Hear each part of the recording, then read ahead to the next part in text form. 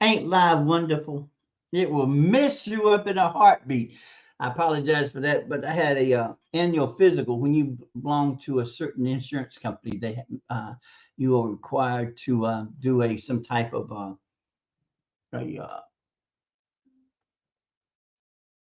I guess, well, I don't know what you call it.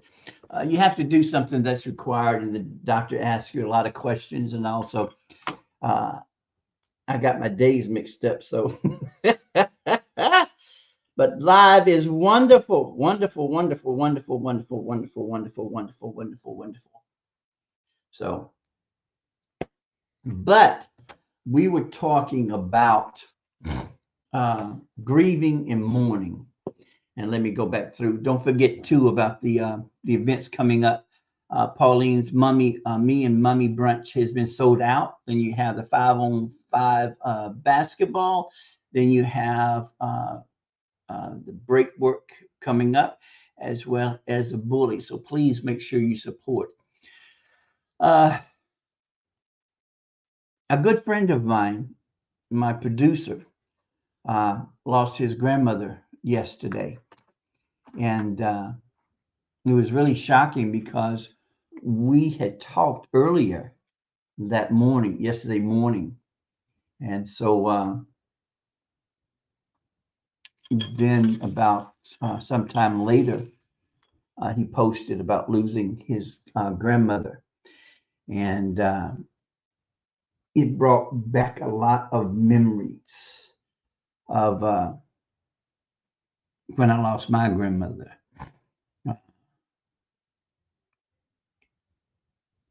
It's a different feeling from when you lose your mom and you lose your grandmother. I lost my mom before my grandmother, and that set the stage for everything. Uh, I never wanted any regrets. I never wanted any doubts. I never wanted what ifs. I always made sure that I stayed in my place when it came to the elders. The elders can never, ever say that I ever disrespected them or I dishonored them. And so, and I didn't. Uh, when it came to my dad, my relationship with my dad was totally different than with my mom. Uh, my dad was the worst of his family. His family were very hard workers. His dad was the foreman over at the cotton gin down in Montgomery, and then my aunt, my uncle, my aunt's husband, and his sisters, practically everybody in West End, right around Maxwell Air Force Base, worked at the cotton gin during that time. So, uh, Daddy was Daddy was a thug. Daddy was white trash, to be perfectly honest. Uh, my dad was a master of jack of all trades and a master of none. And so it brought back a lot of memories when I lost my mom. See, because of me not having any regrets, uh, when Mama was first admitted to the hospital, I made sure that I knew the schedule, I knew the routine. Mama and my grandmother, Mama and my grandmother are the only two that were really significant and relevant when it came to decisions. They knew that I was not the one to stay every day from 24/7 and all that. They knew that I wouldn't do that. So for the first week that Mama was hospitalized, I stayed in the hospital for a week to learn the routine. So that way I knew when Mama went to sleep. I knew when Mama woke up. I knew exactly when she ate. I knew the routine of the nurses and all. And so after that, I would arrive early to, um, so that way she could see me when she woke up. And then when she went in the coma, I made sure that she knew my presence was there.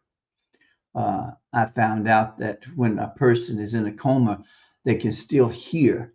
And so I made sure that she knew that I was there, and I would touch her and pat her hand and rub her hand to let her know that I was there.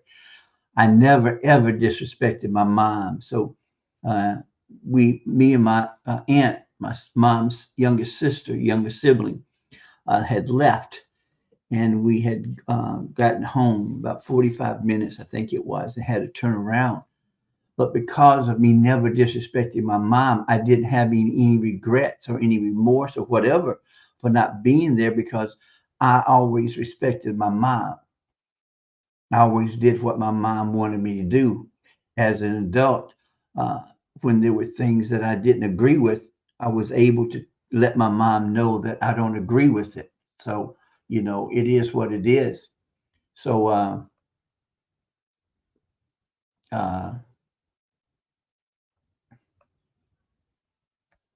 so when she passed away, of course, I grieved a little bit. And then when my grandmother passed away, I wasn't in Montgomery. I was taking classes up at the University of Alabama. I was taking AP classes, and when you take an AP class, you have a week of whatever subject that you're going to teach. And so, with being department head, I had government and economics. So the first week was government, and I did okay. And then that Thursday, because you go a week, and then on Friday you turn in your syllabus, you turn in your book, and all that. So Thursday I was called by my sister to let me know that I needed to come to Montgomery. And long story short, I was able to leave with permission, and I got down there, and everyone was in the room. The room was crowded, and next thing I looked up, and everybody was out of the room. And so the reason why she had not gone to sleep was because she was waiting on me. The doctor had asked, had she seen everybody? And everybody, from what my aunt has stated, pretty much said that she hasn't seen Lewis, her grandson. So I was left alone, and I patted her hand, and I held her hand, and I told her,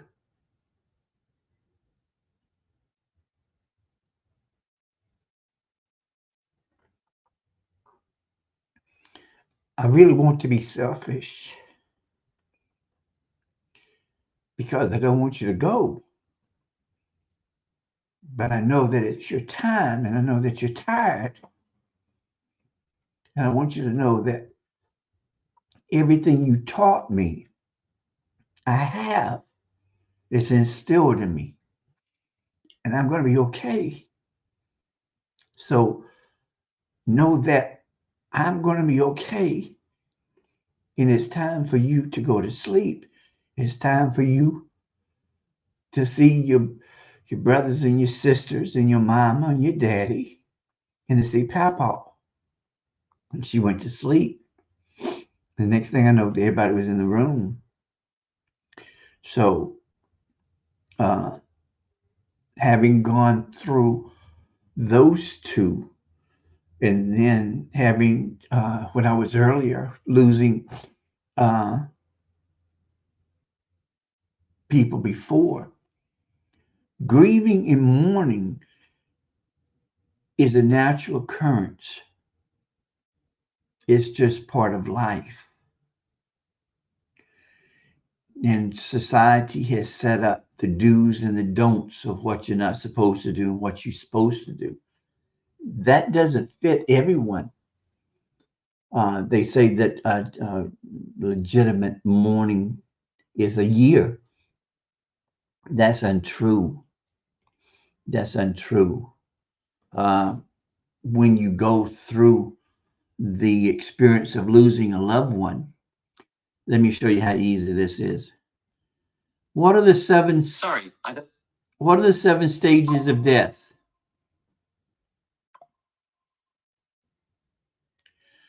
What are the seven stages of death? Here's what I found. So you go through the grieving process and see how easy it is. You don't even have to go to the library. The 7 grief stages and how. Oh Lord, where are you?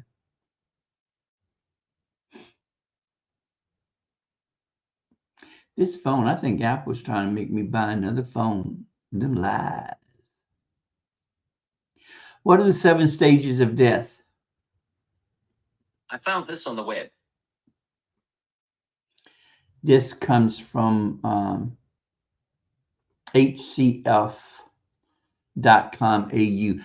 Health agenda, mental health, coping with loss, the 7 stages of grief.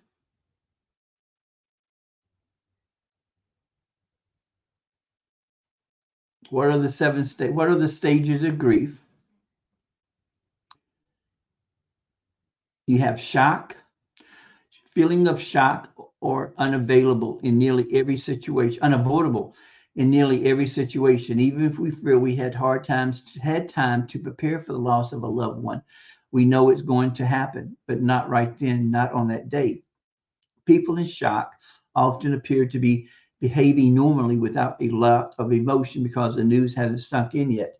Often there's a sense of numbness and a self protective detachment from your feelings because they are too intense to deal with. So the first stage is shock, and most of us can understand that. We can't believe we just talked to this person, we just saw the person, we just interacted with that person, and then all of a sudden we wake up and that person is gone. Denial is step 2. Many experience denial after bereavement. They know something has happened, but it doesn't feel good. For me, the denial was not that I didn't believe it. It was more a sense of, but how can they not be here? How can they have been here and now they aren't? In addition to experiences of shock and denial, people often describe having a mental fog.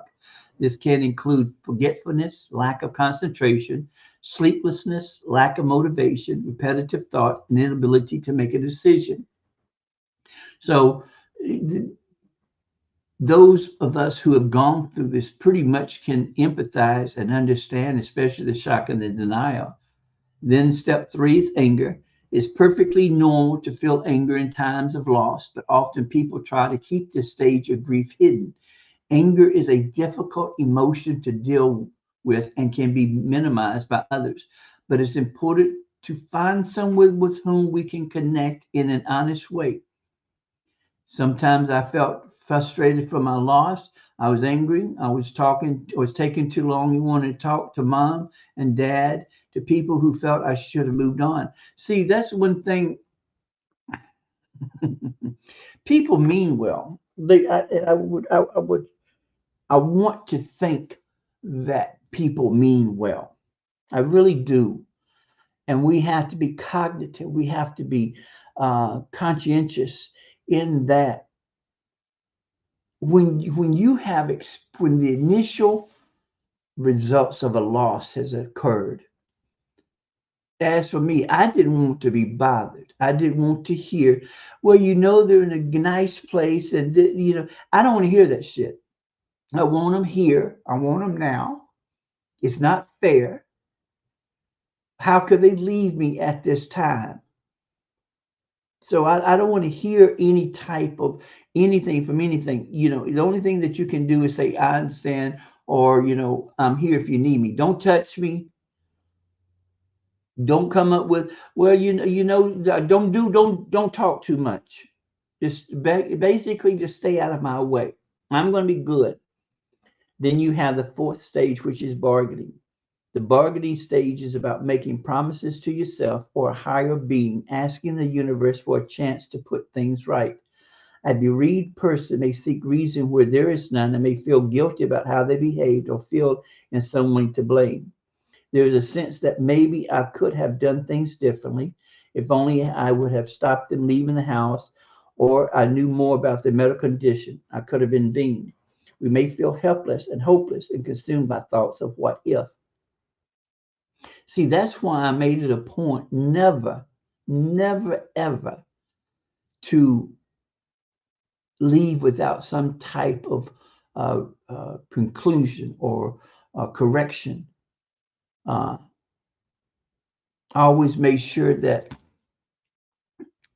if there was any misunderstanding, that I tried to rectify it. See, I don't believe in funerals. I think funerals are for only the living.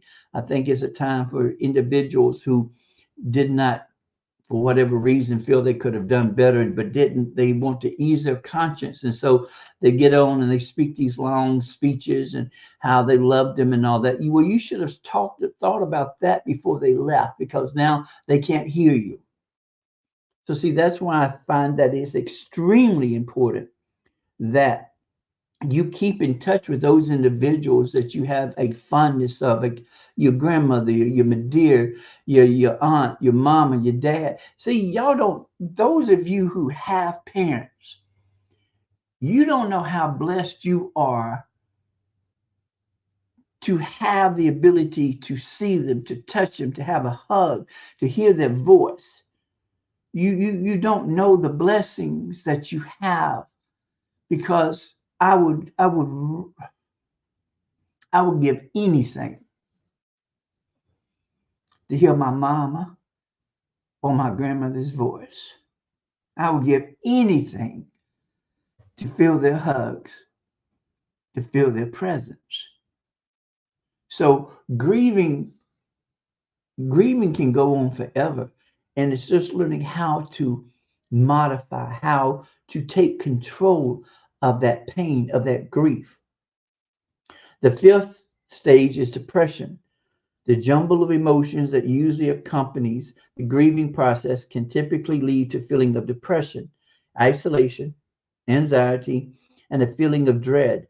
Sometimes the suffering seems too much to bear. Someone may question the meaning of life or feel they want to be reunited with that person that died. Cases like this, is so important to ask for help. People are often unsure of how to help us in our grief. So if you can accept an offer of help or ask for help, it will have the effect of strengthening those friendships. The sixth one is acceptance and hope. Humans by nature crave contact, connection, and support, and at some stage in the grieving process will want to engage with friends and family again. Acceptance is about realizing you can't change the circumstances, but that you can gain some control over how you respond. At times, we may need to distance ourselves from the grief or place it to one side so we can get on with work or social situations. But this is also a stage where you might slip backwards and find yourself feeling overwhelmed from all the emotions again. It's normal to move between any of the stages of grief from hour to hour, even from minute to minute. You have to give yourself permission to grieve. You have to give yourself patience. So, see, it's okay to grieve. It's okay to have those feelings. There's nothing wrong with you when you're going through this adaptation, adapting process of not having that, or realizing that that individual is no longer here. It's normal. There's nothing wrong with you. There's nothing wrong with you. Processing grief is the seventh and the last. There is no right or wrong way to grieve.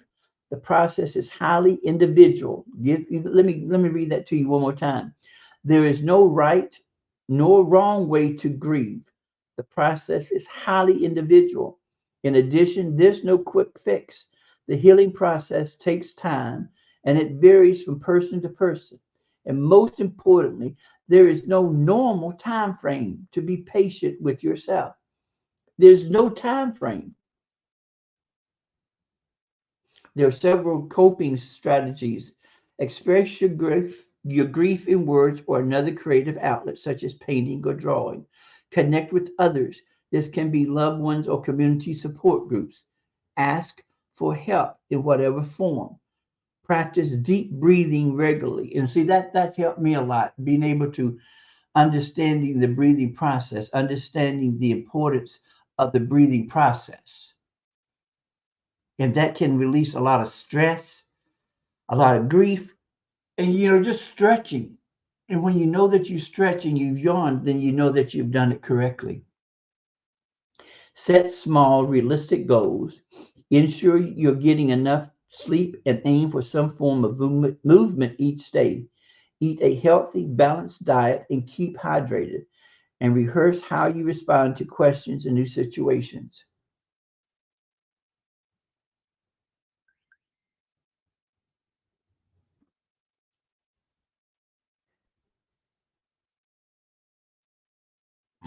So, those seven, those seven.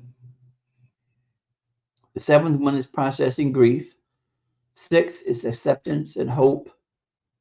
Fifth is depression. Fourth is bargaining. Third is anger. Two is denial. And one is shock. All of those, all of those, all of those are normal responses. Normal responses. And it's not left up to anybody or society to tell anybody, well, you should get over it. Don't, oh, don't ever. That is the most hurtful thing that anybody could tell anybody is that, well, you should be over it by now. How you don't understand the emotional conflict, the emotional roller coaster that an individual is going through. And just because you're able to get over it in a year, I'm still grieving. I know how to modify uh, everything. I know how to modify. I know how to deal when it hits unexpectedly. And that's what you have to do. But for somebody to tell you uh, that you should be over it, that's totally incorrect. And I think is somewhat, and they don't mean to be, but I think that sometimes it feels like,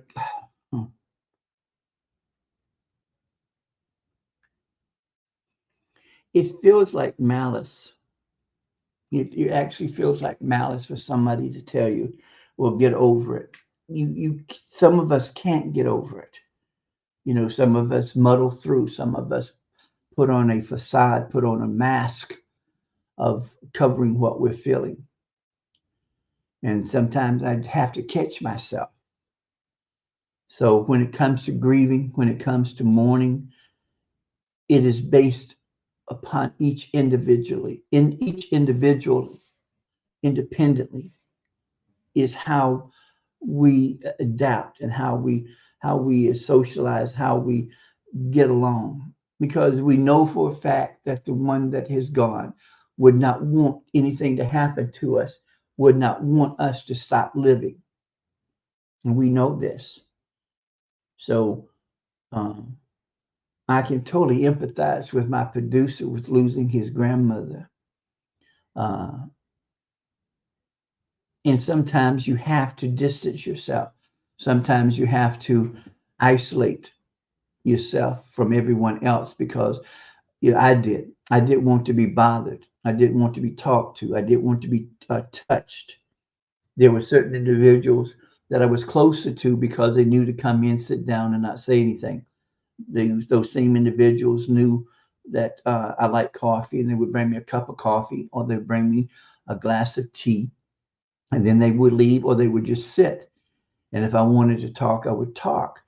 But I did not wish to be bombarded with all these questions. I did not wish to be um, comforted.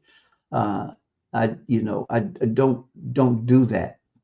I hate the word sympathy because again, I think sympathy is a cheap way of easing your conscience. 9 times out of 10, you don't care about how or what an individual is going through, but to ease your conscience, well, I can sympathize with you. Well, I've told numerous individuals you can stuff your sympathy because if you can't understand or you cannot empathize with what I'm going through, well then you could have kept that for someone else who didn't understand exactly what you were saying. So uh, but it's a normal process. Death is normal. We don't wish to talk about death because we are scared of death, and it's nothing to be scared about. It's just part of life. I've set up everything so that way my folks won't have to deal with anything. My grandparents had already purchased a plot, so there was four. Mama was to be buried in one, but Mama got cremated.